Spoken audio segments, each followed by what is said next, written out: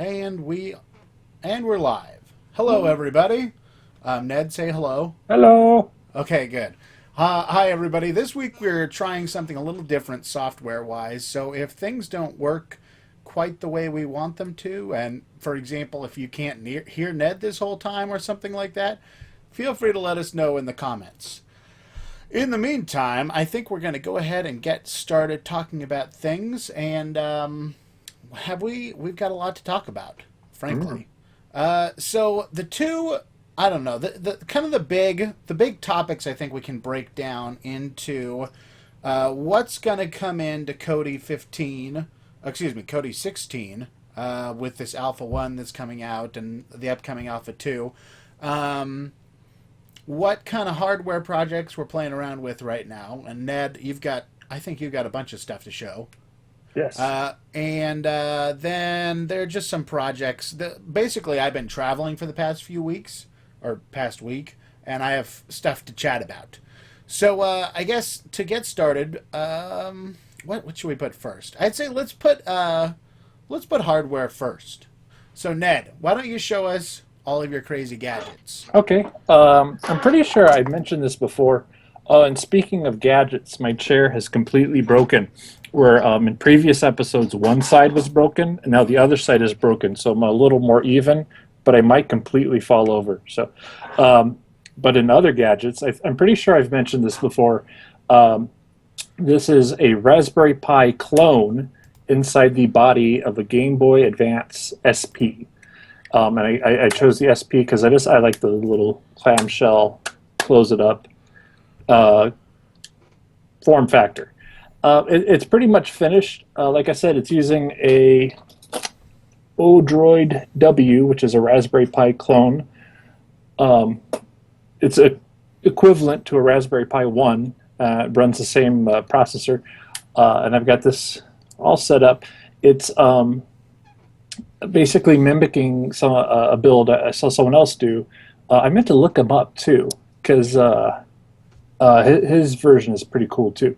But pretty much the same thing. It's battery powered. It's booting up right now. It's not all that fast because it's equivalent to a Pi 1. Um, but the controls work and everything, and it's even got like the mini, or I should say micro HDMI output on the back there, so you can hook it up to an actual TV and either use the controls on the device or plug into the USB on the side there. Um, if you can see here, oh, and there it is, all booted up, and you can see it actually Uh, can works. you can you like kind of tilt it a little maybe? Yeah, I got the contrast is all kind of. Oh yeah. Oh yeah, we can see it that way. I'm like, it just displays a big white square. No. Um, and the battery I got in there runs pretty well. But as you can probably see, is right there. I had to cheat. I really wanted to try to make it conform to the size of the case, but some components on the screen were just barely too tall. This is actually the second case I went through. I actually did a whole other case. Um, Ended up going with this one mainly because I liked how it looked, but I ended up having to actually buy a real one, whereas before I only had a replacement case. And I bought a real one off of Craigslist so I could harvest some of the parts. And so I actually went through two revisions of the screen. One where I actually tried to relocate parts on the circuit board, on the little driver board, off to the side, and that messed up the signal quality a whole bunch. And it's just a little composite screen there. You can buy them off of eBay. They're like little backup cameras for $20. Has the yellow RCA connector, so it's not that great of quality, and I didn't want to spend more time on it, given Right. that it was, I was either going to mess it up more for very little gain. So I might still try to tweak it, make it look a little nicer up there. But I'm proud of it. But this whole thing made me want to make something better, something that actually used a real Raspberry Pi, and if possible, a Raspberry Pi 2, which is dramatically faster. Yeah. Um, and maybe even something that you could watch movies on. Because, like I said, this is an old composite monitor. Um, which is all right for emulators, but you know, if you want to watch movies, because that's the other thing, this can run Kodi on it. You can watch movies and everything. For that, it wasn't too great for. So, and I've got a little video of it up on the channel that shows this when it was still assembled.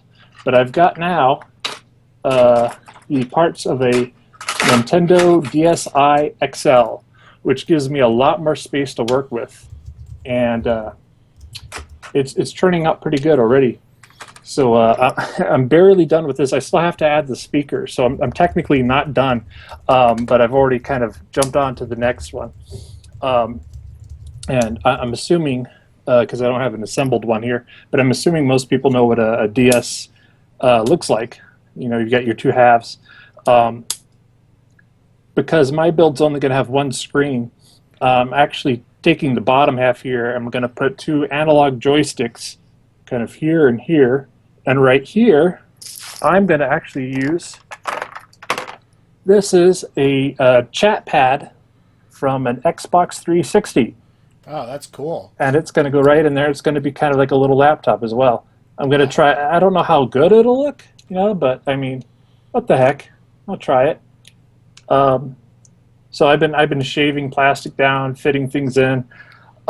These are really cool, apparently. If you ever get into just making weird stuff with the Pi, apparently you can buy a chat pad online for about $10.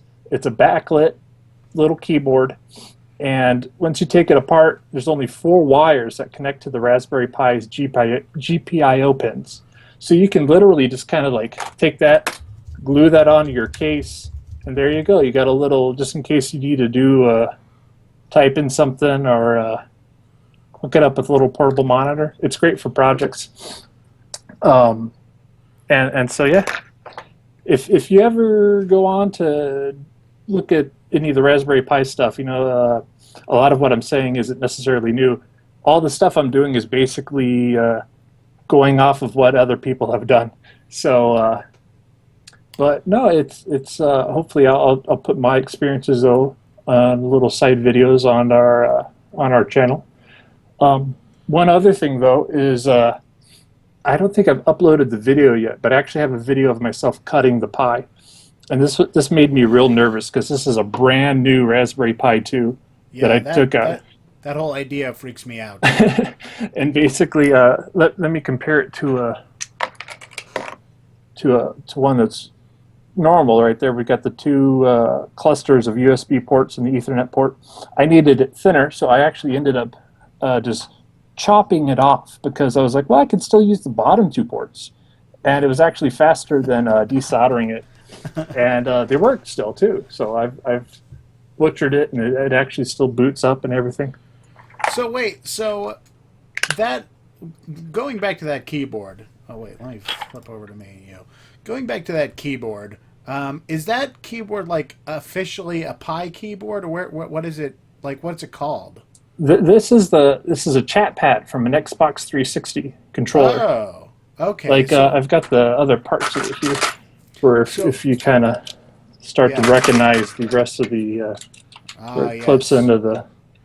So what are those cords? Are those just like a USB port cords, or what are they? It's something called UART.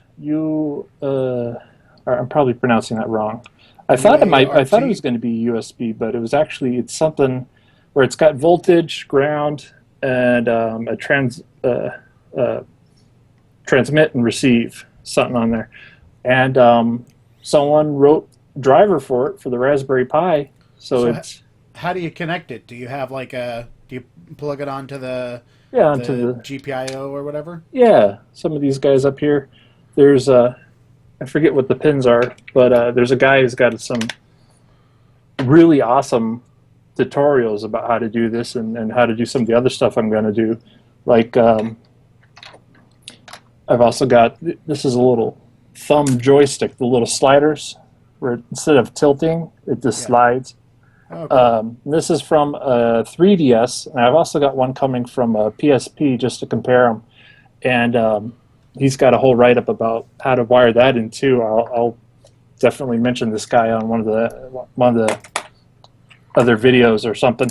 But But yeah, it was nutty because I was looking through a ton of keyboards, like little Bluetooth ones or something. I was like, I'll just stick one of those in there. And I was like, oh, if only someone had something that was wired and didn't take any extra battery or didn't need Bluetooth. And we got this. And it's backlit too, which is awesome. That is cool. Well, yeah, you're gonna need to take many, many pictures as you go along, just to show us all of the crazy stuff as that comes together. Because Yes. that's awesome.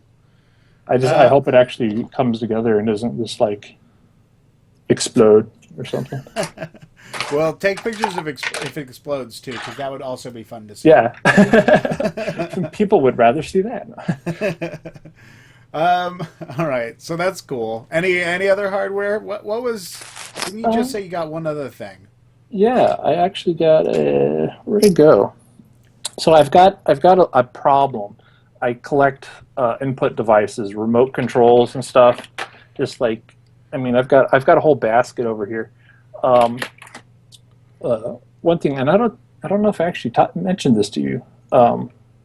This is a little, like I think it was $5 or $10 cheap joystick I got off of either eBay or Amazon, and it connects to your phone, and you play a little Mario or something emulators on there. It's got a directional pad, which it looks like this is a slider, but this is actually just a D-pad. That's really weird. Your 4 buttons and a couple of shoulder buttons, and it runs over Bluetooth. And I have, somewhere around here, I had something very similar to this that I got off of like a Kickstarter that was about like 20 or so bucks. And it was really cool, not just because of the controller, but because it made a pretty nice Bluetooth remote for Kodi. So you can, and it even had a special mode. So when you went into that mode, to the side up here was up. So you could hold it upwards, and it would work as a remote. And then you could, launch an emulator and whoop, and play a game. And so for $5 to $10, I was like, what the heck? And it works pretty well. I have no idea what to call it though, because like most generic stuff from China, it comes under various different names. And but there's a bunch of them. I've got another one from like a different brand, just because I was kind of on an impulse spree that I bought for like $5. But they come from China, so you wait for a few months and it might arrive. And So I'm guessing this is not one of those things that we can just put a link to in the bottom. Maybe. I mean, I don't know. Probably there's a couple of them on, at least on like Amazon or eBay or something, where you can, like if they don't send it, you can get your money back. um, and before I forget, this was pretty cool. The WeTech guys, who are a sponsor of the Kodi project, sent me this. This is not necessarily anything that exciting, but it's their WeTech Playbox with the OpenELEC logo on there, and that was just kind of something they did with them to kind of sell the box with it already installed, rather than installing it onto an SD card or something, because there was a lot of people who didn't want they just wanted OpenELEC on there, and I think a little bit of it goes towards the OpenELEC project specifically. And I just like it because it's got that logo on there. So we're fans of seeing logos of Kodi and Kodi friends on hardware. Yeah, that is cool. And I feel like saying congrats to all the OpenELEC guys, because that's I think that makes them the first sort of one of our open source projects to get their name on a box, right? I guess technically, well, does Tofu have its name on any of the whatever that company is whose name I'm suddenly blanking on? Pivos? Yeah, Pivos. I think so. Is the Yeah. word tofu on the box? Um, I don't know. That's a good question. I haven't seen their box. I can't remember either. For those listeners who don't know what the hell we're talking about, so 3 or 4 years ago, when we first announced Kodi was expanding to Android, the lead developer of that shift. Oh, Oh, Ned's breaking things. The lead developer of that shift is Scott Davila, and he was working for a company called Pivos at the time. And one of the things they decided to do at some point was they wanted to have a little bit more control over Kodi altogether, and so they forked it, which is, it's a fairly common thing to do. The last week we were talking about HiveMind, and that's a forked technically version of Kodi, though there's no actual changes to the software. It's handy to have your own version that you can then offer to users, so it's working the way you want it to work. Anyway, so they forked it and they called it Tofu. I think Tofu OS or something like that, which I thought was a great, ridiculous name. Perfect for our whole project. It's one of those things, one of those names that's really perfect because it's short, easy to remember, and a little bit silly, and it's like then you remember it. Yeah. But it's not like too silly. Not like Kodi. No, I'm just kidding. So this week, Ned. Oh, I don't know if I posted the link to our YouTube thing on your well, whatever. Anyway, we have live chat going on. So this week, user Min8080 says he has an OpenELEC box and he is not very impressed with it. I don't know what that means. I don't know if it means it's a WeTech box or if it's just an OpenELEC box that he built himself. I don't know. Min, tell us more about your OpenELEC box when you get the chance and you hear this. If it's about the hardware itself, it is an older chip inside there. It's I hesitate to recommend it simply because of that, but software-wise, they really, it's one of those weird things, kind of like the Raspberry Pi, where it's technically something that you would be like, why would you get this? But the software support is so good that it actually ends up being on par or better than more up-to-date things. Yeah, when you have that single target to work for, man, it's amazing, evidently, all the things you can do for it. But that was I feel like the whole conversation last week with those with the guys, with the Alienware guys, was this hardware is admittedly not great, but we're able to code for it, and so we get all kinds of extra stuff. Mm-hmm. And that's an interesting thing. Yeah, and it comes with a tuner too. So if you need an over-the-air or I think you could use satellite if you're in Europe, or using the DVB standard. Yep. So that's cool. I even got it didn't come with this, but I bought this just simply because I don't know why no one includes one that's like a little 90-degree one. Just because, I mean, I do know why, because you want it to be a little bit away to get better reception, but that just looks kind of cool to me. Kind of like look neat. It looks bridging like, the old school with the new school. It makes you look like, what's his name? Snake Driscoll. That's not it. Little China something. What movie am I thinking of? Snake? Something Snake. Snake something. Something from the 80s? Yeah, very much from the 80s. Like the ultimate 80s movie. Okay. Chinatown? Something about Chinatown? Anyway, he's a truck driver. He's got one of those. It looks like a CB radio, kind of. Uh-huh. With the big antenna. Oh, man, you got to give us more than that. Okay, he says it's slow and the remote responsive is bad. But you're not telling us... whatever. Is it... what is it? The same box? I don't know. What's cool about this is because I really do like the remote that's on the OpenELEC box. Is if for some reason you don't want to, you still have the box. Maybe you're upgrading.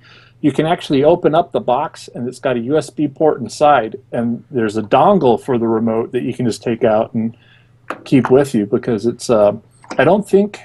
I know their other remote. They made their smaller one was something they made, and I don't know if this is the same way, but you can't buy it separately. And surprisingly, there's dozens of Android centric remotes or little box remotes that are just awful, just absolutely awful. But this is good. I like this. The layout is good. It makes sense. It doesn't have I've got one here. where it's got the classic Chinese kind of knockoff thing where for the internet button, it's like an Internet Explorer icon from like 1995. Yeah. Um, but yeah, this is a pretty good remote. But no, yeah, Is it a IR or is it a Bluetooth or something like that, or it's RF? RF. It's got a I don't know, because sometimes they put it's funny. Sometimes they put an LED on here for looks. I don't know why, instead of actually emitting. I think though, if I was reading the instructions correctly, I think it will power your TV on through the IR, and then all the actual controls are through RF. So Oh, you can do your volume and your TV on off without using your other remote. So oh, that's that's nice. handy. Yeah. Um, okay, so we have a little update. RD 1975 tells us it's Snake Plissken, Big Trouble in Little China. Yeah. No, no. Oh, okay. So Min says the big difference between the WeTech box and his OpenELEC box is the remote. Mhm. So evidently your remote would be better than whatever he's using at the moment. I like them both actually. If you want a small one, Yeah. um, they're small ones nice. If you need more buttons, this is nice. Yeah. Okay. All right. All right. So I think that's probably enough hardware talk. Maybe we should move on. Oh hey, I Uh, can see our stream. can you see our stream? Yeah, it wasn't loading for me on the other computer here, and I just loaded it, and it's like a time warp here because I'm like, Yeah. Yeah. Trying to listen to that while you're also talking is hell on earth. Last week. So oh, I for just the keep my mouth open all the time, don't I? yeah, I do the same thing. We Oh. all look really dumb. For the rest of the stream, I'm going to be self conscious now. For the rest of the screen, I'm gonna sit like this. If I ever actually do make this audio podcast, this is gonna make no sense to people who are listening. Yes. Anyway, so last week I took a trip down to Austin. I'm in Kansas, and I took a trip down to Austin to talk to Alienware. And those of you who haven't watched that video, you absolutely should. I'll post a cool image right above, or a thing right above here for you to click to go watch it now, because you should watch it because it's really neat. Um, but the next day after we finished talking about Hive Mind, they asked me to come back to talk on their channel. And they're on Twitch streaming, twitch.com/something. I don't know. Probably Alienware, I guess. Man, their setup is so confusing. It's like you hear yourself talk, and you hear a very slight delay of yourself talk, and then you hear like the really, really long delay of yourself talking, all in your own headphones. Oh Hmm. God, it gave me a headache. It was horrible. I eventually just turned the headphones off and just listened to them with the headphones slightly off like that. It worked out good enough. That's weird. There's I like know. you do a little barbershop quartet.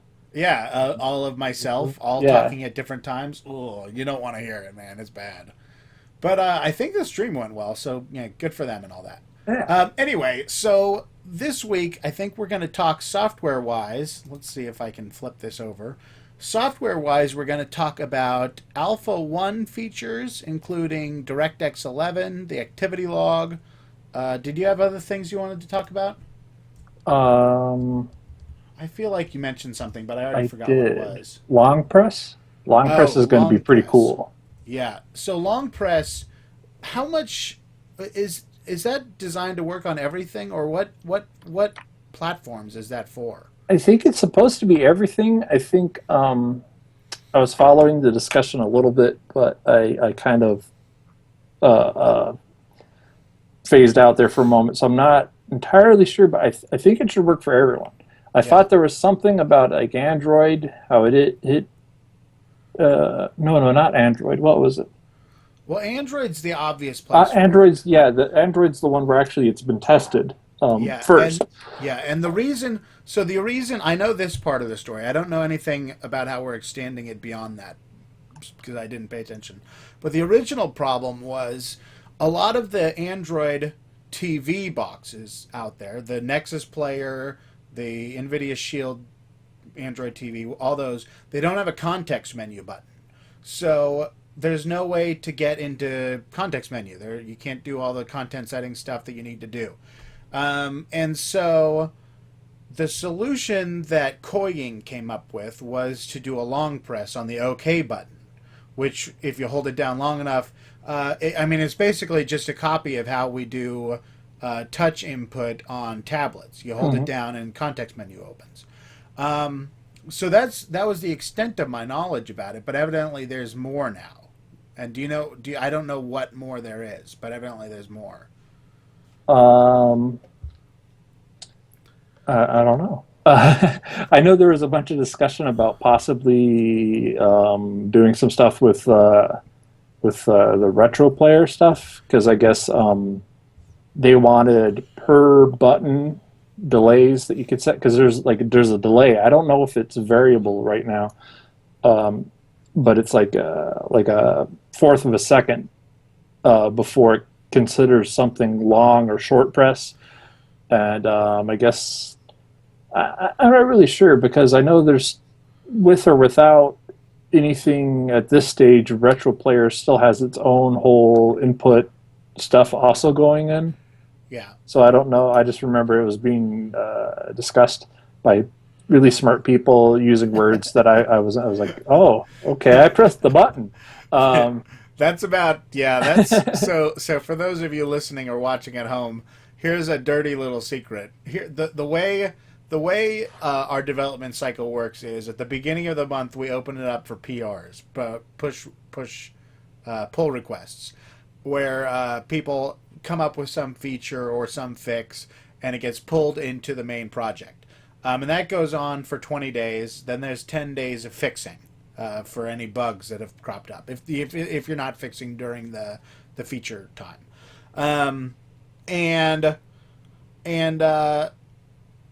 what Ned and I do is we kind of listen to all of these pull requests quietly, hopefully, wait for them to come in, and then eventually we'll get to play with them on our own, and then we finally understand what the hell they were talking about this whole time.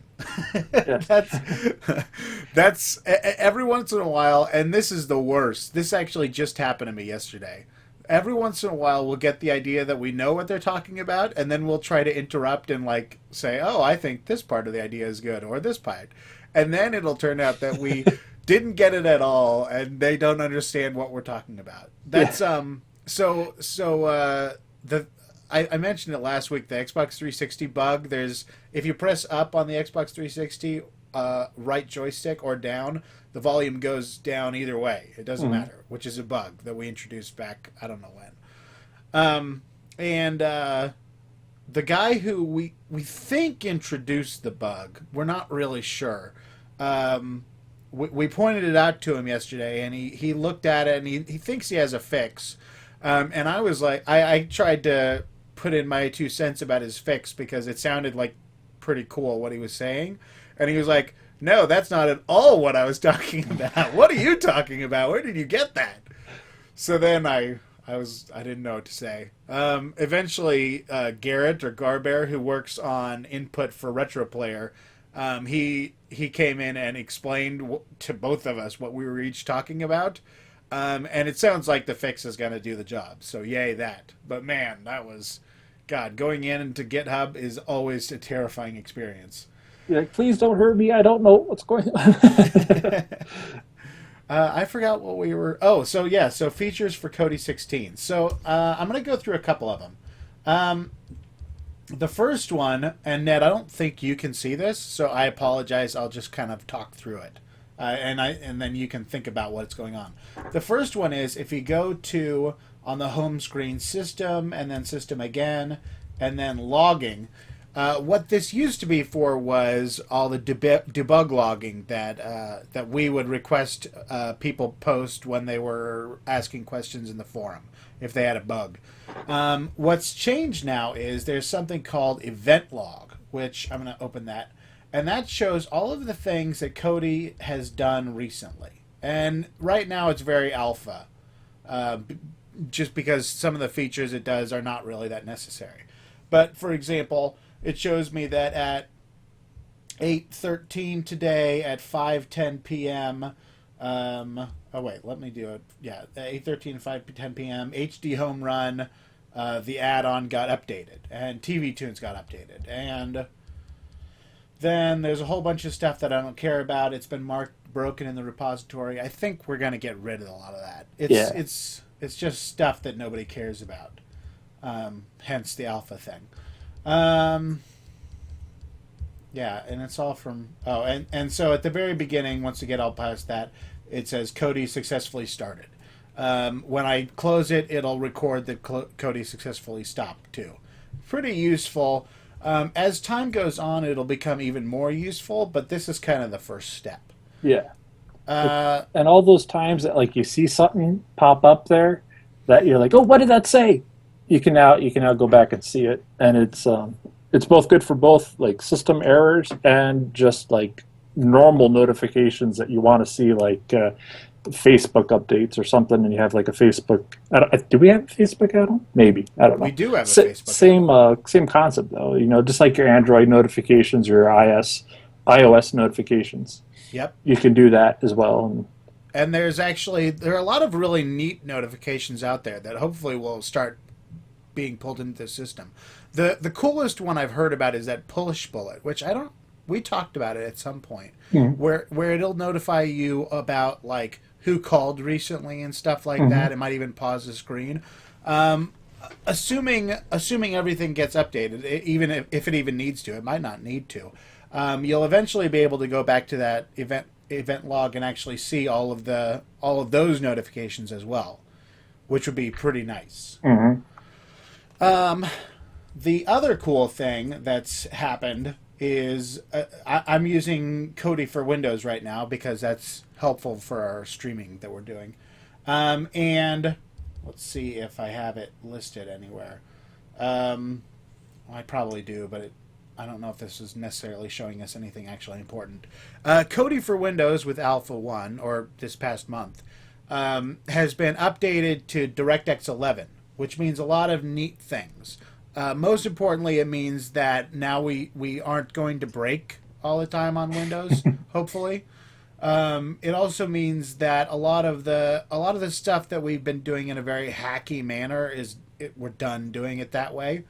And for all of those of you who really like knowing the words to things, it means that we're using a new type of video player.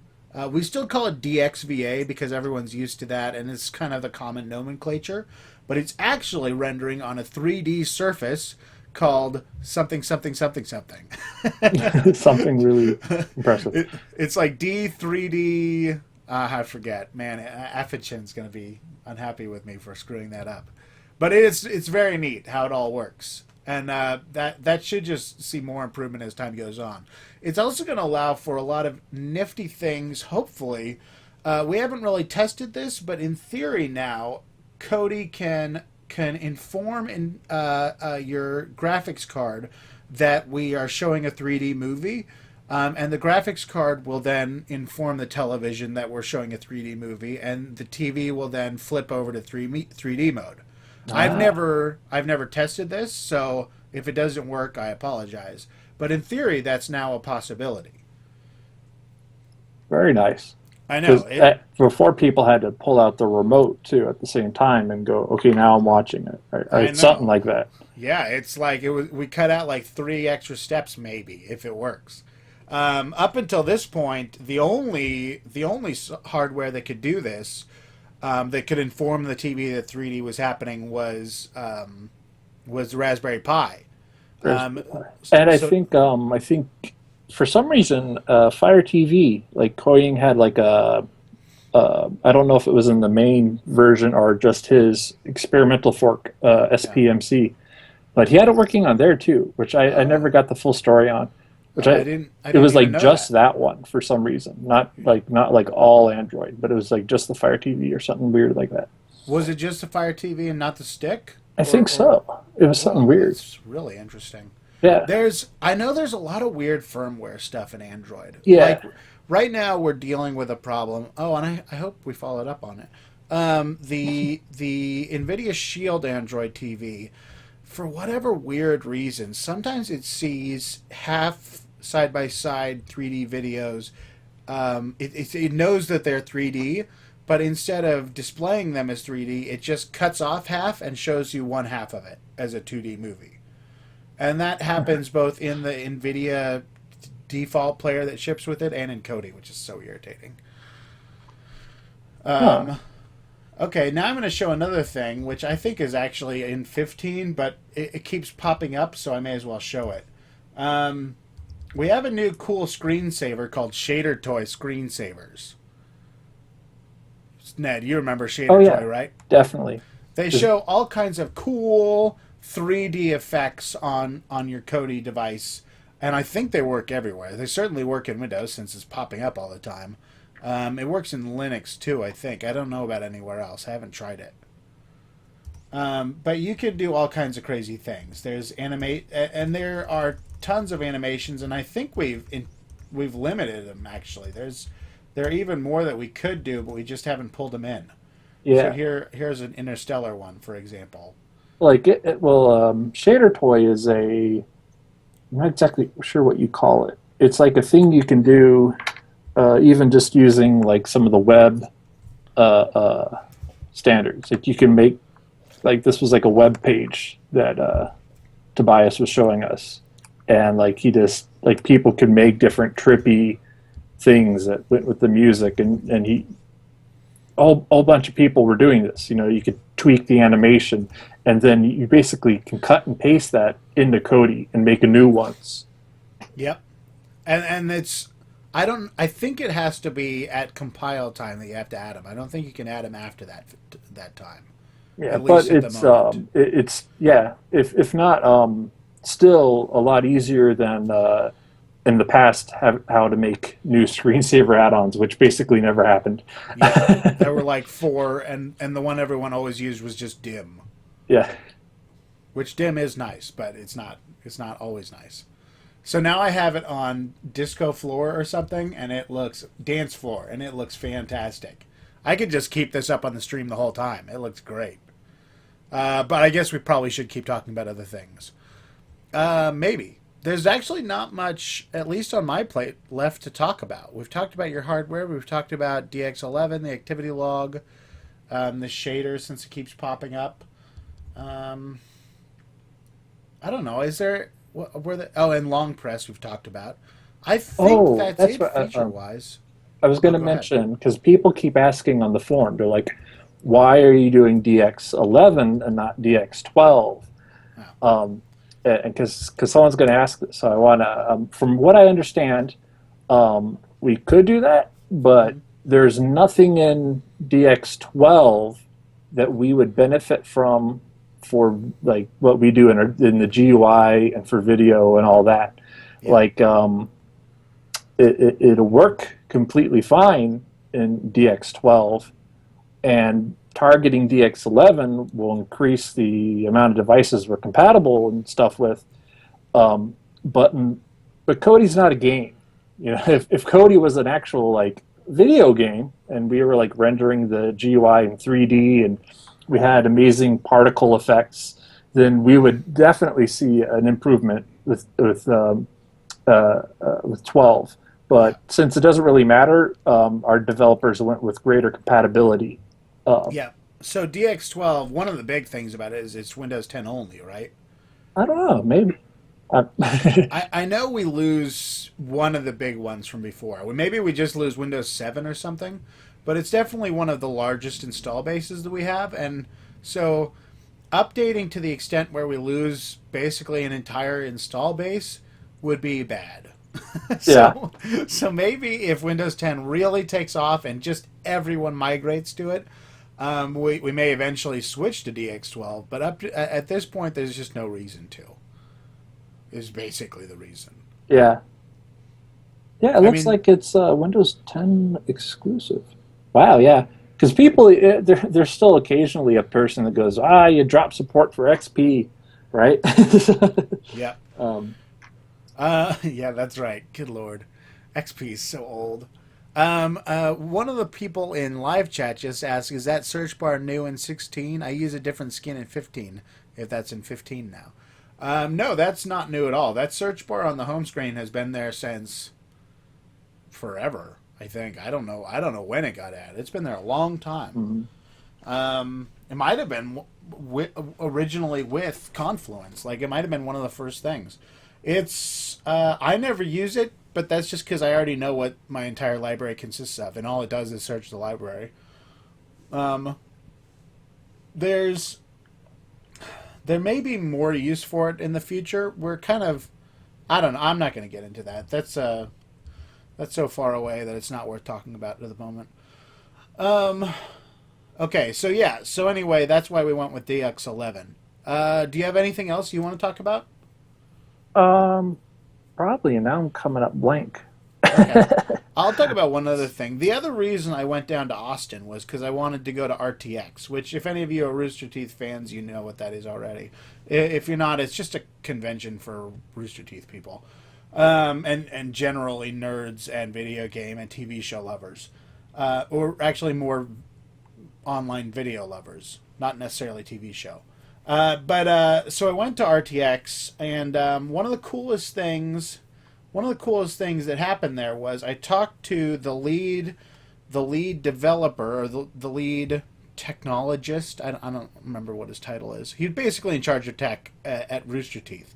And there was a really interesting conversation that I was partly involved in about how they've changed sites. And it's interesting because it reminds me so much of Kodi itself. Evidently, the Rooster Teeth website was built way back in 2008, and Kodi was originally flipped over to PCs back around 2008. And since then, one of the biggest problems they have is that the entire system is based around the GUI. It's around the front end. There's the back end basically didn't exist. It was just the front end piled together in one big monolith, where if you took away the front end, it would just break and be completely gone. So for the past 2 years, what they've been doing is they've been separating out the front end from the back end. So now the back end has an API that the front end and anything else can talk to. The benefit of this is that now they can create a mobile app that talks directly with their back end system through an API, which is cool. It's also cool because we can now create an add-on that talks directly to the API. Yeah, I know. I thought it was very neat. But what I liked about this, beyond the fact that it means our add-on might suck less. I mean, no offense to our add-on developers. Skip mode's amazing. It's just that the ability to talk with their website sucks. It just breaks all the time because their website changes all the time. The reason I thought I liked this so much, though, was because that's essentially exactly what's going on with Kodi all the time now. We're basically going through and breaking apart the front end from the back end. So things like settings 2 or 3 years ago, before Sasha Monaleza got a hold of them, they were based on the GUI. So there was no, like, once you changed a setting, there was no way to go back to default settings. They were just stuck like that until you reinstalled XBMC at the time. It was a real mess. And now we've kind of gone through and separated all that stuff out. And we're doing a lot of that all the way throughout the system, where we're breaking things apart and changing the architecture so it works better. Anyway, I thought it was an interesting conversation to hear that other people who had developed something around 2008 had the exact same problems that we have. Yeah. Yep. I see that now with a lot of stuff, like with other groups, especially name change stuff, like Limelight changed to Moonlight. Yeah. And like all this other stuff, and like you're like, we've been there. Yeah. We changed our form software, and this and yeah. Poor anyone who has to deal with a name change. I don't wish that on anybody. That was horrible. yeah. Oh, here's another live post. I can't get weather to show on Confluence on 15. Okay, that's fine. Actually, I'll show you how to do that right now. So assuming you have weather set up, Scott Hansen, is Scott Hansen the guy who catches predators? Well, whatever. Predator catcher. Have a seat over here. Yeah, that He's guy. something else. Anyway, if you are not able to get your weather to show up, and you do have it set up, so you go to System, Weather, you have a service, and you've set up the settings so that the service works.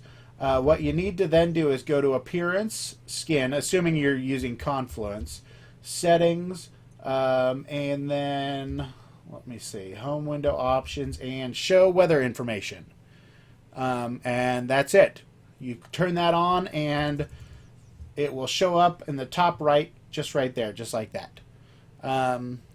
It's really simple. So if that works for you, awesome. If not, feel free to say so in the comments below, and we'll work on it next week.